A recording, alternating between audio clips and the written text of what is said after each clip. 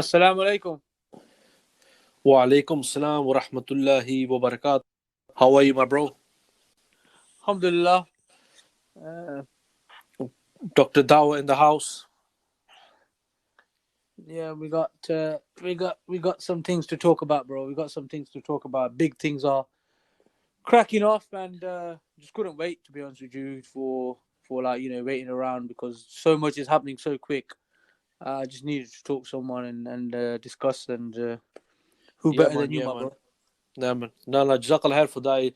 It seems like the vultures have their sights set and they're all coming in from different angles and unless the Ummah doesn't realize these plans and these plots, um, we're not going to be able to, expose and do away with these plans against the Ummah. But so inshallah, let's kick off. Then, like you said, bro, there's loads to talk about, and obviously we know the last couple of weeks, certainly the last week, things have kicked off in Palestine, at Al-Quds, in al-aqsa, and now we have the to add to, the injury, we have the onslaught, the massacre that's being carried out in Gaza. Um, and this is something which, it doesn't surprise you by the media coverage or the attitude of the Western powers. It doesn't surprise you because we've been in this game long enough, yeah. But you know what, bro? It's like as if it does surprise you on what level they're on and in how complicit they're all in it together. Yeah. You know what I mean? And So I just hope Muslims can. I just hope all Muslims can see it the way I see it or the way you see it. You know what I mean? you know what, bro? There's so much you've just said in that, like I would say, paragraph or a couple of a minute's worth of information, which is so Mm. deep and so profound. There's so much content in and weight in what you've just said. Subhanallah. They're plotting and planning against us. Yeah, Mm. their Mm. plans Mm. are so unique and so well constructed that it's not just coming from one element. It's everything. Yeah, man. Excuse me. The media operation, the social media platforms, the people around, their agents, they're all complicit and all involved in the methodology and the tactics that they've used in order to try and fool Muslims. The biggest, obviously, biggest danger, as you said, the biggest thing which we've been discussing, or a lot of Muslims have been discussing, and the Muslims who haven't been discussing need to be made aware of this, is this so-called plan. And it's not a new plan. Like you said, this has been around for a while, and the people who are aware and around on the Islamic Dawah scene should understand or should know about this, is the so-called internationalization of Al-Quds. Yeah, man. This American-backed plan, this westernized plan to try and internationalize a place which is in the hearts of Muslims and belongs to Muslims, yet it's been such a way that it's been construed as a plan and as a solution to the problem. That's the danger, bro. That is a solution to the problem. And every day that we've seen in the last week unfolding, more and more momentum is gathering towards using this as a solution. So one of my questions really was as well, bro, is Mm. is the failure to stop this an indictment on the Muslims, or is it that the plan has been so well concocted up and so well implemented that the average person can't see what's going on? Yeah, I mean, in regards to that, to be honest with you, because there's, like you said, because the more people are on the Dawah scene, for example, right, they're going to be aware of these things. And the normal person at this moment in time, they probably not as aware. Where I would say that people may get tricked. So because what I'm saying is until they don't fully go with this idea, you won't see the response from normal people. However, what I would say is where there is a danger, and why we need to speak about against this is because, you know, if the Americans say this, it don't really matter. If the British say this, it don't really matter. But when you have people like President Erdogan of Turkey, when he's Mm-hmm. in a way indirectly calling for the same thing, now what happens is automatically you see him as, because the other, whether it's the British, whether it's the French, whether it's the Americans, whatever they're gonna say is gonna be bias towards the Zionist entity, right?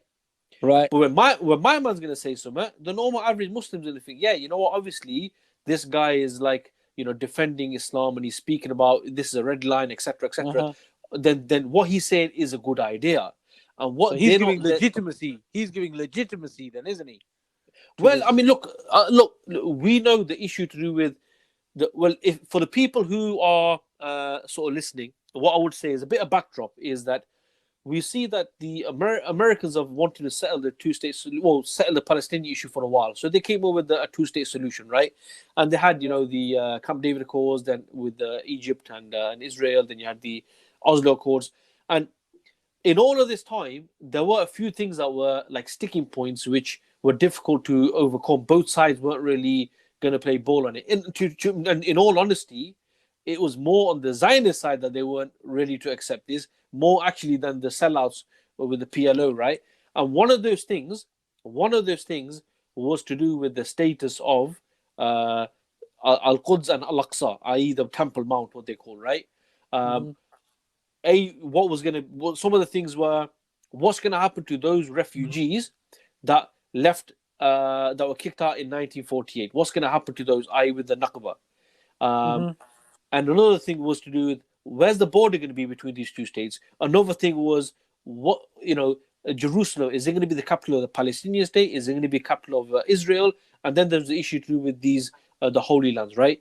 Now the issue is what we've seen is certainly with the deal of the century, slowly they've been trying to settle one of these issues by another. So the border, I mean, when Mm-hmm. the Zionist entity when they built the wall, I think that sort of marked the any border if there was going to be one, right?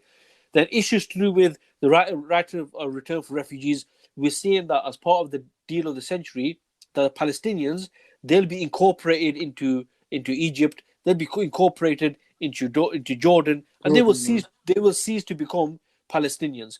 Now, this issue of the Holy Land, for a long time, and what you mentioned before, the Americans for a long time they promoted this area where the holy sites are, this to be internationalized.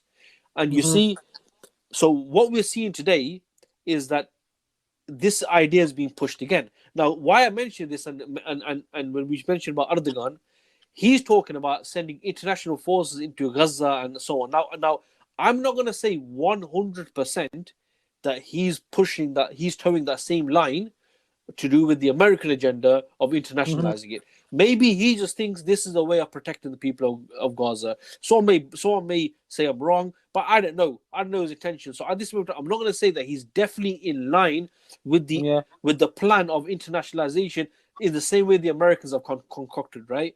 All right. So However, just say you give the benefit of the doubt. Let's just say, all right, you give the benefit of the doubt, and yeah, yeah, he's sending in. Like, look, if I'm trying to look at it from this point of view, if I mm, physically can't do everything, but there's something I can do to help a fellow Muslim in order for him not to uh, be be harmed. decimated, Mm, not to be decimated, I'm gonna do it.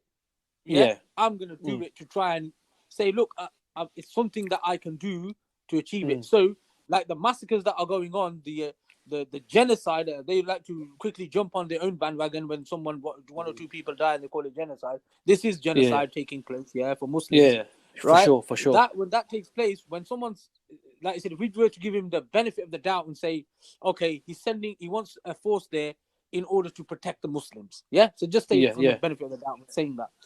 yeah, My argument is that, bro, that's like, being a state, and especially what we've seen recently, what happened in Nagorno-Karabakh, yeah, that yeah. shows that, listen, even when it comes to that state level fighting and that state level, they didn't do it there. They didn't turn around and say, all right, we're just going to send in a peacekeeping force for that area when that was on the Mm, table. But they could have done mm, something like mm. that for that region.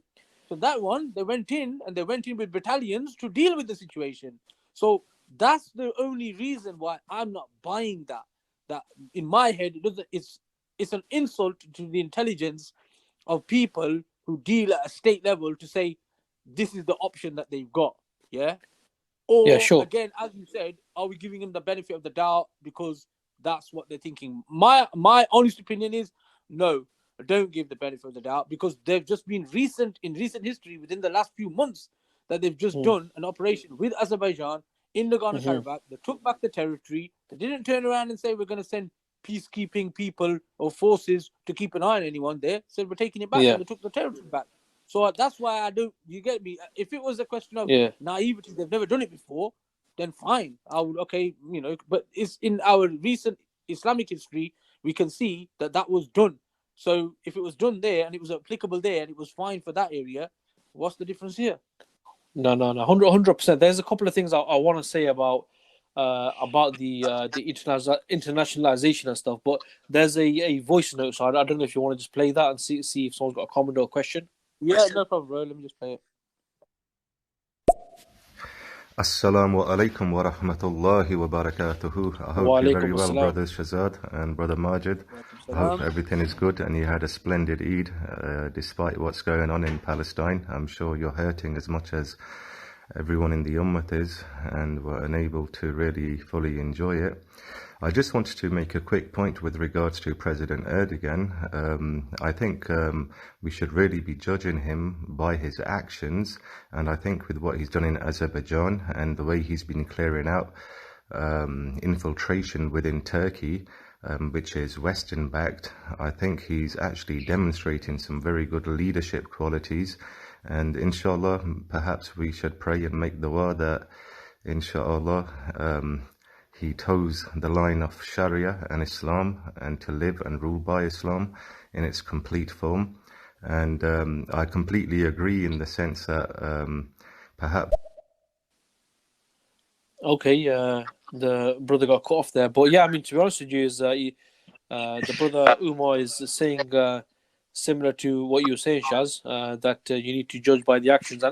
No, bro, I can't disagree with what you're saying because look, these people have the means, they have Mm, the power, they have the might, and in mm. reality, they can do more. But let's stick to the issue of the internationalization Yeah, yeah, rather yeah, than yeah, rather than what these leaders can and can't do. And yeah, yeah, the yeah. reason why I want to mention this internationalization, right, is think about this. I'm going to give you an example now, right? Look at the Golden Heights. You know what the Golden Heights is, don't you? Yeah, yeah. Yeah. Okay. Egypt. So in no. Golden Heights is between Syria and the Zionist Oh, entity. right. Sorry. Yeah, yeah, Yeah, it's a really strategic area. Now, what yeah, yeah. happened was when the Zionist entity took over Golden Heights, what happened was that the UN got involved, right? And UN peacekeepers were stationed like in the Golden Heights, in between the two sides, Syria and between the Zionist entity. Now, international law didn't recognize that this area belongs to the Zionist entity. Okay, now check this point out. Last year, I think it was last year, Trump, i.e. America, because look, doesn't matter whether it's Trump or not, because America's not going back. Joe Biden's not going back on these policies. They recognized that Golden Heights was a part of Israel. Now, why am I mentioning this? Why I mention this is that if you think about it, those UN peacekeepers that were in the middle, all they ever did was stop the Muslims from taking that land, right? And On Allah. when the moment came, then they just gave it to the Zionist entity anyway. So now there's a couple of things I want to mention about this internationalization, whether it's in Gaza or whether it's in Al-Quds.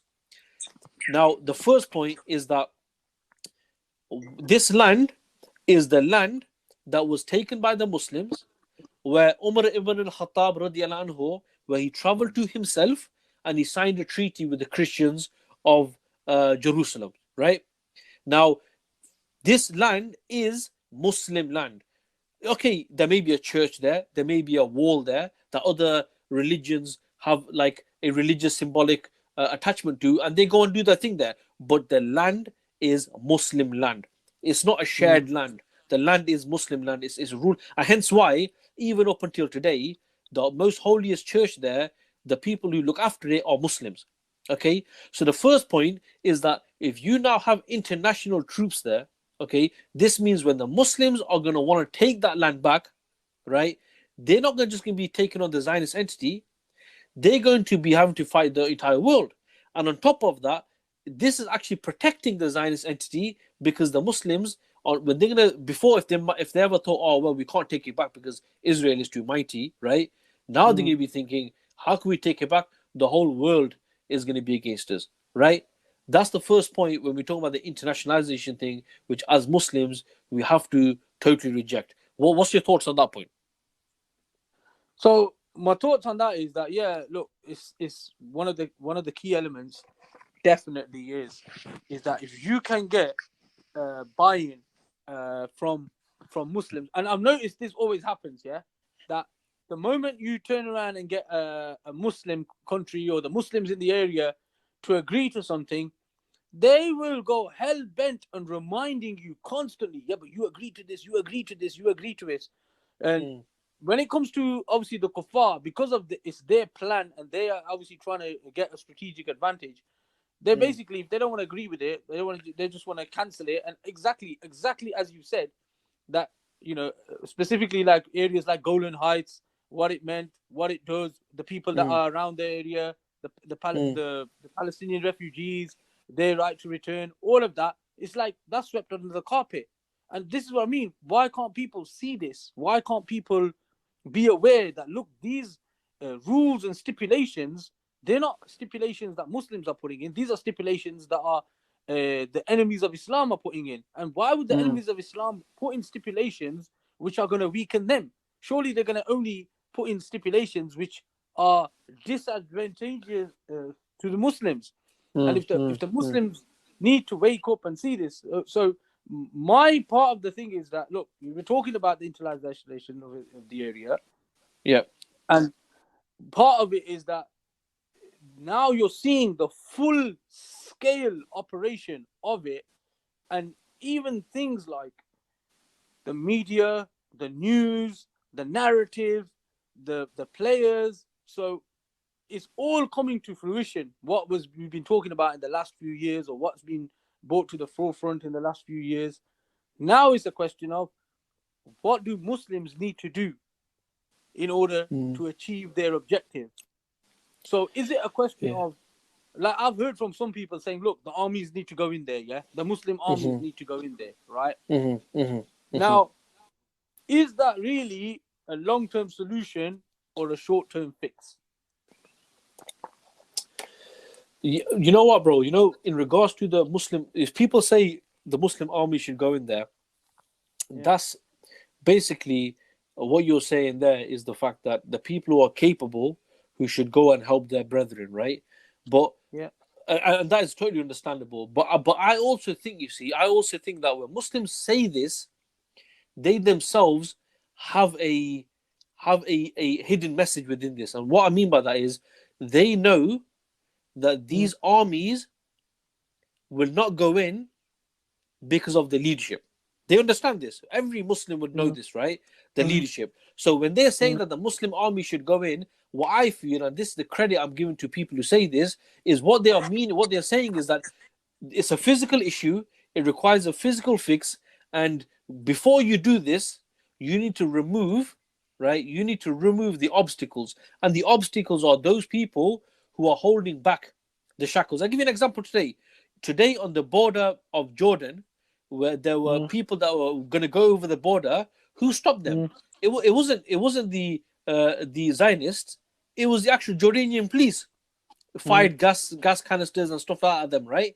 So you got to understand that when people are saying the Muslim armies, I think this is what they mean. But nevertheless, in regards to short-term, long-term, the solution of this issue is the fact that, you know, when the Muslim lands was controlled by the Muslims, was controlled by the leadership of the Muslims, the Islamic leadership, the sincere leadership, we saw that these problems came. Of course they came. Look at what happened with the Crusaders. Look what happened with the Mongols.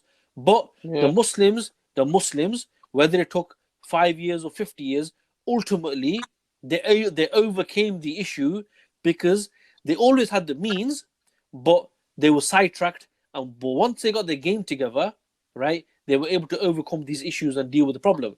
Today, the issue is that we don't have the structure that we had in the past. The Salahuddin al-Ayyubi, we talk about how he conquered Jerusalem, but you have to talk about the steps he made. You also have to talk about what he had. He had Islamic armies.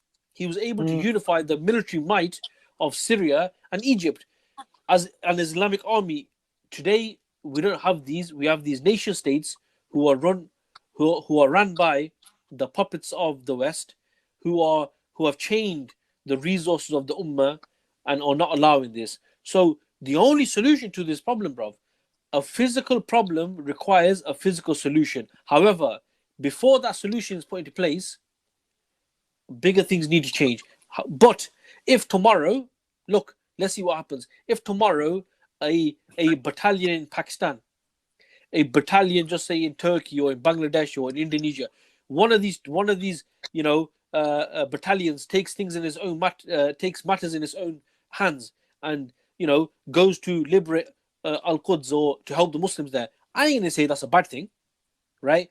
But I'm saying that in regards to not just Palestine, not just Al-Quds, but Syria, Iraq, North Africa, all the problems that the Ummah face collectively, the solution is the re-establishment of the Khilafah, so that the Muslims have the means to deal with their problems in their own hands, not in the hands of the West. Okay, I think we've got another point there. Somebody wants to bring up. So I'm just going to play that. Yeah, Go for it. Assalamu alaikum, brothers. Sorry, I didn't realize the last bit of the message was cut off, but I just wanted to make a point with regards to perhaps President Erdogan playing into the hands of the West, which will be looking to internationalize the entire Al-Quds region, which will make it a lot more difficult for the Ummah in the future to take back Palestine. But I'm sure he's aware of this, and perhaps he just needs to completely detach at some point, inshallah, in the very near future, from this framework. And alhamdulillah, if you look at all the leaders across the world for Muslims, he's the only one who really speaks up, for the Muslims, regardless of which location it is, be it Kashmir, Burma, Palestine, or anywhere else. So inshallah, make dua that he does rule by Hukm Sharia in the very near future, and leadership is given to him on the straight and narrow, inshallah. What are you going to say, Shaz? What are you going to say? Is that wishful thinking, or what is there a chance for that to happen? What do you think? It's not a question of wishful thinking. It's a question of, like, we've kind of addressed it already. It's what needs to be done, okay? But if me and you can see that this plan to internationalize Al-Quds is an American-backed plan, it's part of the Greater Middle East, it's part of the deal of the centuries, all these this is not hidden. put in place. Yeah, this is not hidden. Know that. Yeah, it's not hidden. It's in the public domain, right? Yeah. And we've worked out, and even like when we see something going on, like some of the atrocities that are going on, like these are deliberately there to provoke the emotion of the Muslims. Like, so obviously it does put that mindset. Look, isn't it better to put force there that will stop this happening than what's going on at the moment? And it just seems like that's a dangerous trap for Muslims to fall into. Not saying that it won't work. I'm just saying that it's a dangerous trap to think that, okay, look, we'll send in an internationalized force, and it just basically takes the narrative down that street of saying, okay, well, this has worked, and this was backed by America. This was a UN initiative. Even though America turned around the other day and vetoed this to even come into the table because they just want to prolong the Jews massacring the Muslims for longer. So they cancelled the UN special meeting for it till Tuesday. It was supposed to happen like the next day. They moved their veto move to stop that and say, no, we're gonna do it next Tuesday. So again, things like this, we know that Allah says that they're the mischief makers and who they are, etc. like I said, is that if we can see it, and amongst the circles and the people that we speak to, we can see it, that these are their objectives of what they're trying to achieve, then we need to be clear, and Muslims need to be clear that, look, what we actually need is the establishment of Khilafah, is the establishment of the return of living, according to the rules of Islam in a state capacity, because dealing with states requires a state to be able to deal with that. The Sure. best I would hope for is that it would awaken and evoke the emotions within the masses and within the ummah to realize that, we're not weak. Again, this whole thing about, weakness, you can't be able to achieve it, that hopefully, inshallah, I see a lot of that being eradicated, and a lot of the discussion that you're having with people, they're getting over this mindset of that we're weak and we haven't got the strength. It's just, where's this being channeled? If it's being channeled into an American plan or a Western back plan, if it's being channeled into that, then aren't we making the same mistake that maybe predecessors have done, or just really by proxy we're doing their plan for them? You get it? That's my concern. That's my danger. Yeah. That I'm not, again, we're not talking about the niyyah of certain people, and I'm certainly not talking about the niyyah of the lines within the ummah itself, within people who are trained soldiers and who feel the same emotion. Because, bro, let's face it, in that region they must have relatives, family members, etc., everything, and a lot more to it within the region, and they must be feeling the hurt, and that's part of the ummah. But my biggest danger is that now, look, even recently, you're starting to get these scholars for dollars coming out. Yeah, these scholars for dollars coming out, and they're the ones who are now backing internationalization of the area. They're saying, yeah, it should be internationalized. So this is what I mean. So it's like full throat. They're coming out, and now that because they're coming out with it, it's oh yeah, it must be something that we should be following. But look at the likes of who they are. These are known backers of the kuffar. These are known backers of the West, etc. And they're the ones who are trying to gain some sort of credibility by saying, yeah, this should be done because this will stop the atrocities that are going on. So they're the mouthpiece of trying to legitimize. That's why it's concerning that people aren't seeing that, going on these marches, going on these rallies, that this is what it really is achieving, is that you got these so-called scholars for dollars, and they're the ones who are trying to now Islamify it with credibility, because it's coming from them as well. And that's what I'm really, I don't know what your thoughts on that are, but there's so much bro. come out in the last week of this. Of course, there's reasons to be concerned, but I mean, this was the second point I was going to make, that what we see is, and America has done this many times before, where it escalates an issue, and it's quite natural then that the outcome is that, to stop this, we need to do this. And I'll give you one quick example. Is you look at when they were getting battered when they was in Iraq, they were getting dealt with left, right, and center. So what do? They started off the Sunni and the Shia civil war to the extent that when they left the Sunni areas, afterwards, when they came back to stop the violence, they were seen as the peacemakers, and the Sunnis were actually happy that they had come back, right? So this has been tried and tested. The one thing I would say on this issue is that we need to speak about this, which is what we're doing now. So, and whoever's listening to this, you need to amplify this message about the real motives behind the internationalization. What I would say, though, is that this, if this doesn't work, it's going to be because of two reasons only. Go on. One is because of the Muslims of Palestine, because these Muslims of Palestine have never been those who compromise. They've shown that in Al-Quds, they've shown that in Gaza, right? That they will not fall into these plans. And to be honest with you, if this international force was going to come, it should have come a long time ago from their point of view. So I believe and I pray that they won't fall for this. And the second one, which is really important to understand as well, bro, is that in reality, the internationalization, yes, it benefits the Zionist entity, but in reality, it goes against the Zionist ideology, because the Zionist ideology doesn't want there to be a place called Palestine. It actually has its eyes set on the greater Israel, which is parts Mm. of other areas, all the way up until Saudi Arabia. So Yeah. if there's going to be issues, I think there's going to be on those sides, and I won't be surprised if it's the Zionists themselves who might scupper this, like they have done in the past by increasing the settlements when even America has been telling them to stop because they wanted to proceed with a two-state solution and so on. So, but the main thing, going back to your point, is that there is reason to be worried about. The only thing that I think that Muslims need to see for themselves, and the danger isn't what America is saying. The danger isn't what Britain or France is saying.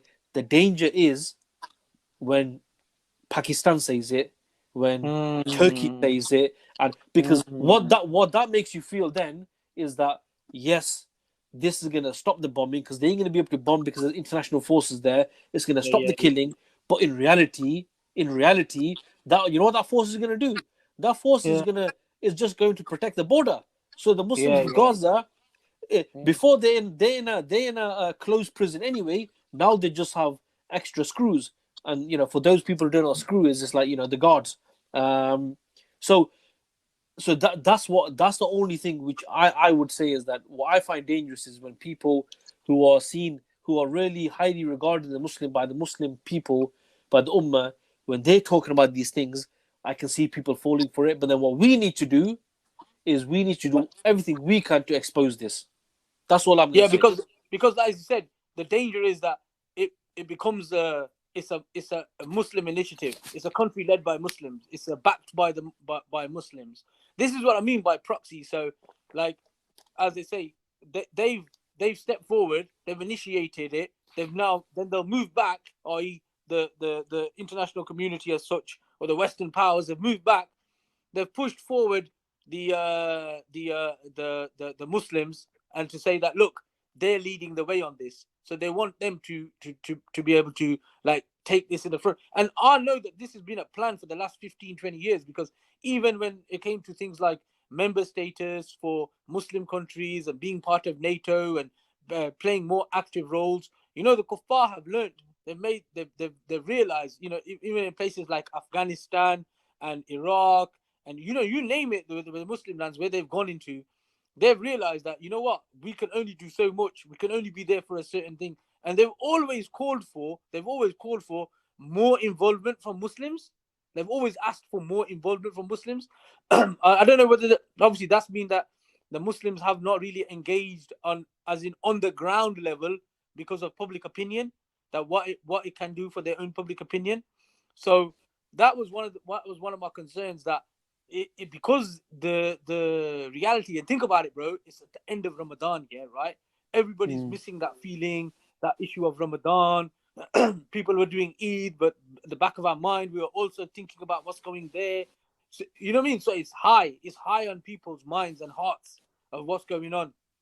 So Yeah. I think people can be tricked a lot easier because emotionally, and they're not probably looking at it from a rational decision. But bro, I'm all for, obviously, if you know, if soldiers are there, Muslim soldiers are there to give the kuffar a bloody nose. If they're going there for serving the agenda of the Western powers, then, you know, bro, like I said, again, that will be channeled and it will be designed and set up in such a way that, bro, it's like putting a dummy there, standing there with holding a gun. They won't be able to do anything. Yeah. But that's what I said to you, you know, and the point I think you were alluding to at the beginning when you asked the question is about short term and long term. Yeah. I just think that having a force there, an international force, it doesn't just hamper things now. It actually further consolidates the plan, and I think that's. I mean, I don't know whether President Erdogan was talking about a Muslim only force. I don't know whether that would have a different bearing, because if there were Muslim soldiers there, you know, on the ground, then I'm sure their emotion. I mean, to be honest with you, I'm sure I've got no evidence for this, but I am part of this ummah, and the Muslims that are sitting in the barracks polishing their rifles right now, they're also part of this ummah, right? I Yeah. believe that there's a lot of frustration in the armed forces, especially when they're looking at videos of civilians going out and they're thinking, you know what, if we got the command, if we were given instructions, we'd go there and we'd liberate our brothers and sisters. So maybe if there were Muslim soldiers there, that'd be a different issue. But look, the point is that, as Brother Umar said in his comment as well, you've got one thing which is wishful thinking, and the other thing is you gotta judge things by the Uh, reality. uh, I don't think it's a surprise. I would say, look, it would be naive to say that the Americans start pushing the internationalization thing, and then yeah. soon after, President Erdogan starts saying the same.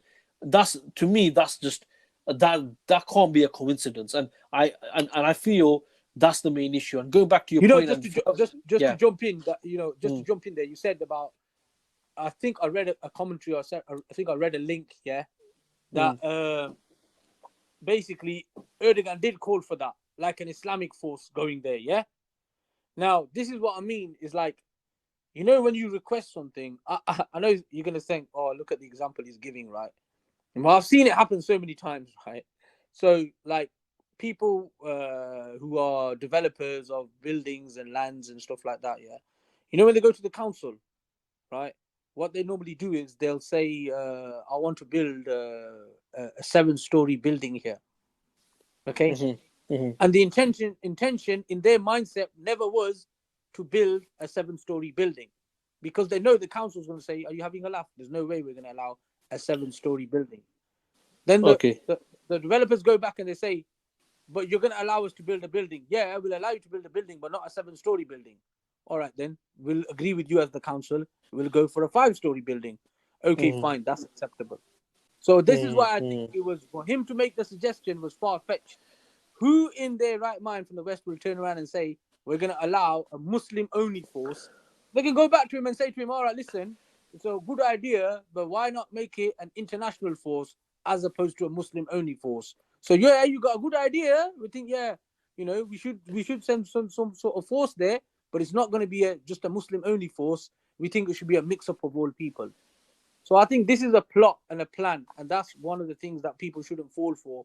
That, look, he's asked for it, but that don't mean for anything that they're gonna ever agree with that. That was a question of, you've asked for it, but you ain't gonna get that. I tell you what, the next best thing is this, and that's easier to sell to people as well. Look, we asked for this, we didn't get this, but this is the next best thing. So surely the next best thing is better than what we originally asked for. Yeah, I think sure. I that's mean, my yeah, opinion. yeah, That's my yeah. that's purely Well, my opinion on it. Allah Alam, yeah, the danger is, bro, the danger is that people won't see. I mean, if, for example, if MBZ, I don't even know what his proper name is, but MBS, Mohammed bin Yeah. Salman, or CC, if these guys suggested this idea, Muslim would reject it straight away. The issue is that when it's being suggested by uh, President Erdogan or Imran Khan and stuff like that, these Mm. people don't have that same type of reputation, and people might be fooled for it. But what they should think is exactly the same thing you said right at the start of this podcast. When it came to the conflict between Azerbaijan and Armenia, yeah, my man deployed. When it came down to the issue in Libya, my man deployed. When it came down Mm. to the issue like in Idlib in Syria, my man deployed. So at the end of the day, when it's the Turkish national interest, they deploy. In this issue, they're not going to. So what I would say to someone like that, then a Muslim who just follows President Erdogan, I would say, look, what this demonstrates. Okay, if you don't want to believe that he's colluding, he's with the West and so on, if anything, what this goes to show is he's a Turkish nationalist, right? And if you're banking on a nationalist to deal with the issues of the ummah as an ummah, then you're putting your eggs in the wrong basket. So at least then we understand that, okay, that's cool. Let's not just follow this guy blindly because he's suggesting this. Let's use our own mind and so on. So what I would say is that the message, it needs to go far and wide. Uh, and the danger of it is, like you said, who it's coming from, who's saying it, and let's just hope it's not being. But like I said to you, bro, I would not be surprised if the biggest obstacle to this is the Zionists themselves, because the politics in the occupied lands of Palestine, within the parliaments and stuff, and the fact that the Netanyahu's government is so pro like far right settlers, and they have this idea of the Zionist ideology of building a greater Zionist state, right? Mm. Even though this Well, goes this is what I against mean, what bro. America Just wants. to jump in. This is what I Mm. mean, bro. Because look, he was in trouble, right? Last week before, he was in trouble. His government was in trouble. He was in trouble of Yeah, losing his position in, exactly. forming a new government. All of a sudden, bro, he's like Mad. literally seen as the mad level of support. We gotta back this guy. What he's saying, and even news outlets which aren't say pro-Israel or pro-Jew, yeah, even they're Mm. recognizing, yo, this guy's like pulled out a rabbit out the hat. This is like a rabbit out of the hat moment for him. So this is what I mean. It's like people need to realize what's going on, and people do need Yeah. to be. And I do think it is heartening that people realize exactly what you said, bro. It's a physical problem, therefore requires a physical solution to that. Yeah, that you need Yeah. to be physically be able to be on the ground to be able to do that. We also need to realize that this can be done only at a state level, i.e., Yeah. that to tackle the wider problem of all the states and the statelets is going to be done on that format. But it's one of the things that is good to hear, that Muslims in general, like the person on the street, is saying, our armies need to be in there. Our Yeah, armies man. need to be in there. Because they're not saying it from the point of, oh, let's go as a protection force. They're saying, yo, our brothers and sisters are being killed. So if they're killing our people, our armies need to be in there dealing with their armies. Bro, So that's the bit which I'm happy to hear, that Muslims are seeing that. What I probably want to see next is more and more of the ulama talking about it, and the ulama need to be held accountable for this, because, bro, they stand up on the minbar of Rasulullah Sallam, so all the time. And I read recently, astaghfirullah, I'm not, I'm just paraphrasing it, that the hadith that the ulama are like the guiding stars for the ummah. That Allah's put them in a position to guide us. Okay, but if they're not giving us the correct guidance, i.e., we've got, like I said, these so-called ulama, these scholars for dollars who are coming out, and it seems like everything that's coming out of their mouth is backing the Jews or backing the Western plan. Exactly the same narrative that comes out with the kuffar saying about, there's terror going on, or there's from both sides, and the Muslims who are throwing rocks, etc. That's very bad. That's terrorism. That's terrorism. And these mouthpieces of so-called ulama are coming out with the same. What we want to be hearing and what we want to be seeing is from our ulama is like what we've heard from places like in Pakistan, like Tariq al-Labaik, who turning around and saying, look, we are willing to send Muslims to fight on our behalf. We're willing to send Muslims to do that. Yeah, I think you're honest. If you speak to I'm not making excuses for everyone, but at the end of the day, you got to give the benefit of the doubt, and the local imam or some of the ulama, what they can say in public, they probably is not what they really believe in private. If you speak to in private, so Bro, I'm at not the end of about the in day, this what? country, No, innit? I'm not about in this country, innit? yeah, But are you okay, saying all that? right, okay. Are you saying that's the same in all countries? Because let me tell you this much. Obviously, in Pakistan, it's not. Yeah. So in Yeah, Pakistan, you can speak like that.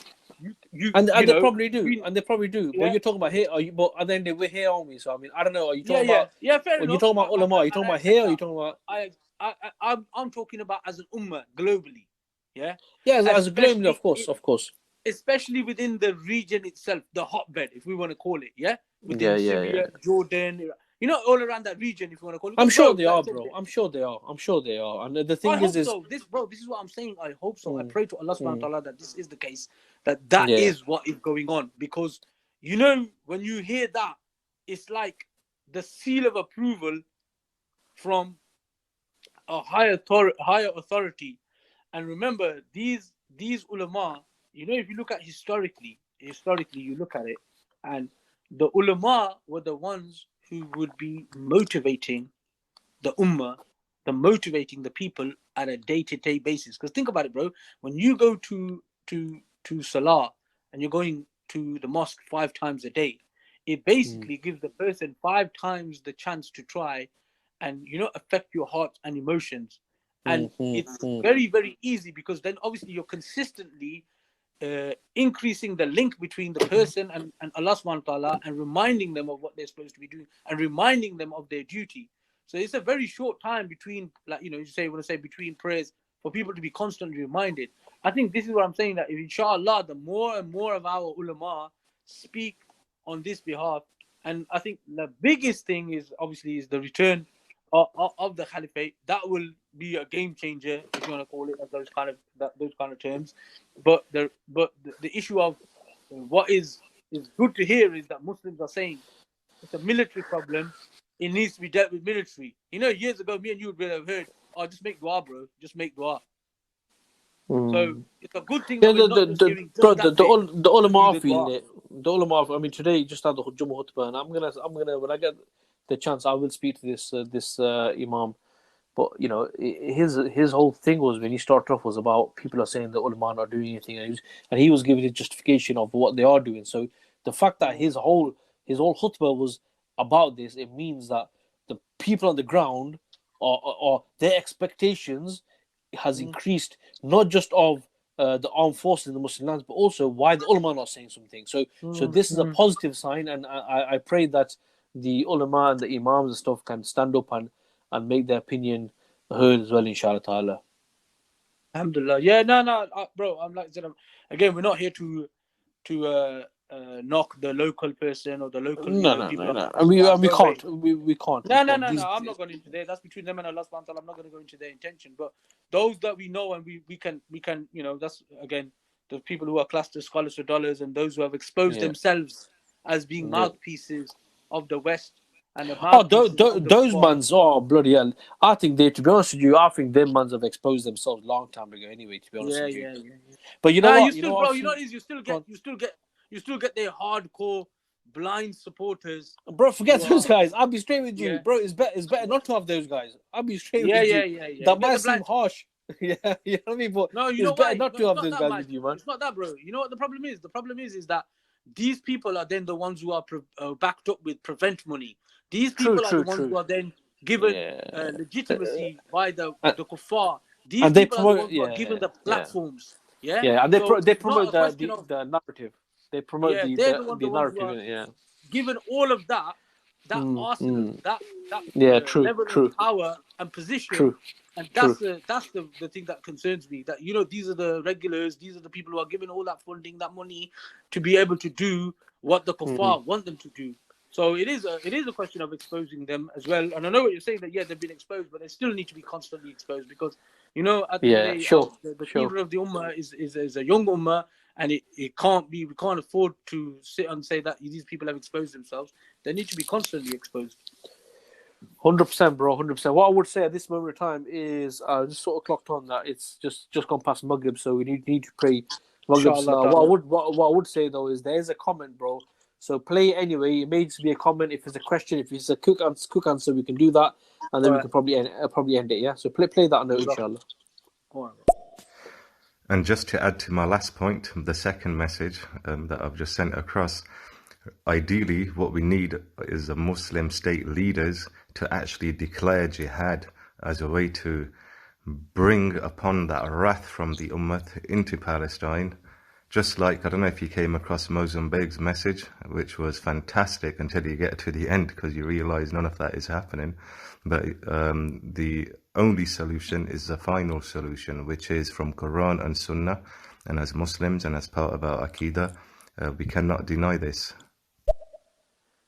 Yeah, exactly. And I think we've covered that anyway. Shaz, is that right? Yeah, we have covered it. And like you said, on the note is that if you're going to get people, need to be started talking about that collective effort as an ummah to return back to our rightful position, where Allah subhanahu wa ta'ala sent that we're the best nation sent to mankind. So we're the best nation. Allah sent us the best deen. Allah's given us the best method. Allah's given us the best example to humankind. Rasulullah. So the template's there. The template's there. It's now time to people to start acting and start realizing that, look, that is the method. You're hearing terms. One of the things, just to finish, you're hearing terms. Like I hear terms, in Pakistani news, they're calling it, we were looking to achieve Riyasat-e-Medina, meaning where we want that political structure like in Medina, right? One thing saying it, well, we need to go and achieve it and have that. And if these so-called politicians realizing this is the sentiment of the ummah, then the ummah needs to have leaders that are reflective of their own sentiments, not sentiments which are really backing the kuffar agenda.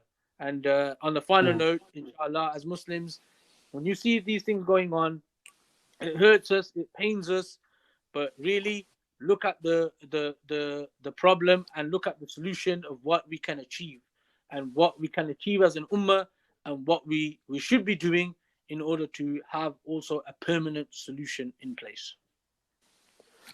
Bang on, bro. Bang on. No, there's nothing left for me to add on those last points, bro. Alhamdulillah. Was my connectivity all right today? Bro, obviously you've upgraded from your 56K modem, so anything was better than that. 128, bro. 128. Trust me. Cool, bro. But you know what? Let's send this out as well, and inshallah, Jazakallah khair to Brother Umar Najib to participate, and really appreciate his comments. Yeah, fantastic comments, and yeah, bro, Jazakallah Shaz for giving me the opportunity, Mr. Dawa man. Give me the opportunity to actually no, Dr. Dawa. Sorry, Dawa man. Yeah, Dr. Dawa. Dawa man. I heard from Dawa man for a while, bro. I hope he's alright. Inshallah, give him a salam. Yeah, sure, man, sure, yeah. But inshallah, until the next one. Inshallah, ta'ala, bro. Assalamu alaikum wa rahmatullahi wa barakatuh. Wa alaikum assalam wa rahmatullahi wa barakatuh.